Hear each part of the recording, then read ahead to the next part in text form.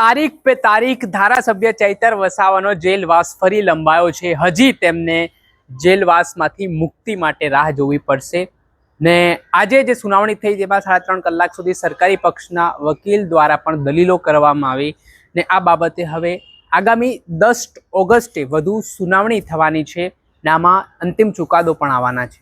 શું સમગ્ર મામલો છે વિગતે વાત કરીએ। વૈષ્ણવજન તો તેને કહીએ જે પીડ પરાઈ જાનાને રે। દર્શક મિત્રો, નવજીવન ન્યૂઝમાં આપનું સ્વાગત છે। હું છું ફૈઝાન। ડેડિયાપાડાના આમ આદમી પાર્ટીના ધારાસભ્ય ચૈતર વસાવાના કેસ મામલે ફરી એકવાર તારીખ પડી હોય તે પ્રકારના સમાચાર સામે આવી રહ્યા છે। જી હા, 2023માં વનકર્મીને મારવાના કેસમાં ચૈતર વસાવા સામે સ્થાનિક પોલીસ સ્ટેશનમાં ગુનો નોંધાયો હતો અને ત્યારબાદ આ કેસને લઈને થોડા દિવસ પહેલા નર્મદા સેશન કોર્ટે ચૈતર વસાવા સહિતના આરોપીઓને 7 વર્ષની સજા પણ સંભળાવી હતી। જોકે થોડાક સમય પહેલા ગુજરાત હાઈકોર્ટે આ કેસ મામલામાં ચૈતર વસાવાના પત્ની અને ખેડૂતોને જામીન પર મુક્ત કર્યા હતા, પરંતુ ધારાસભ્ય ચૈતર વસાવાની મુશ્કેલીઓ હજી ઓછું થવાનું નામ નથી લઈ રહી। 5 ઓગસ્ટે ધારાસભ્ય પક્ષના વકીલોએ દલીલ કરી હતી, કેટલાક પુરાવાઓ કોર્ટ સમક્ષ મૂક્યા હતા અને આજે 7 ઓગસ્ટે સરકારી પક્ષના વકીલો દ્વારા પણ દલીલો કરવામાં આવી।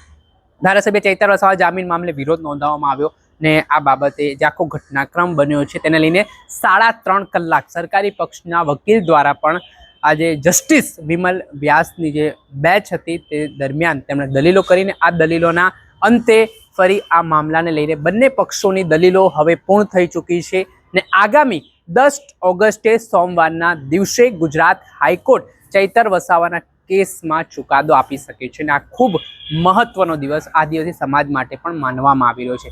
10 તારીખે નક્કી થશે ધારાસભ્ય ચૈતર વસાવાને જામીન આપવા છે કે પછી હાલ જે તેમના પર કેસ થયો છે તે બાબતે તેમની સજા યથાવત રાખવી છે। અને જો તેમની સજા યથાવત રાખવામાં આવે છે તો તેમની મુશ્કેલીઓ વધી શકે છે, તેમનું ધારાસભ્ય પદ પણ જોખમાઈ શકે છે, પરંતુ જો તેમને રાહત મળે છે તો એક મોટી રાહત છે તે આમ આદમી પાર્ટી માટે પણ હશે, ચૈતર વસાવા માટે પણ હશે, આદિવાસી સમાજ માટે પણ હશે।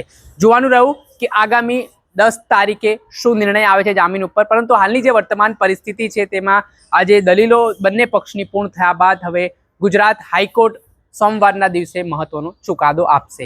દર્શક મિત્ર, આવા જ અવનવા વિડીયો સાથે આપણે માહિતગાર કરતા રહીશું, પડે પડના અપડેટો આપના સુધી પહોંચાડતા રહીશું। એટલે નવજીવન ન્યૂઝ જોતા રહો, લાઈક કરો અને વધુમાં વધુ શેર કરો।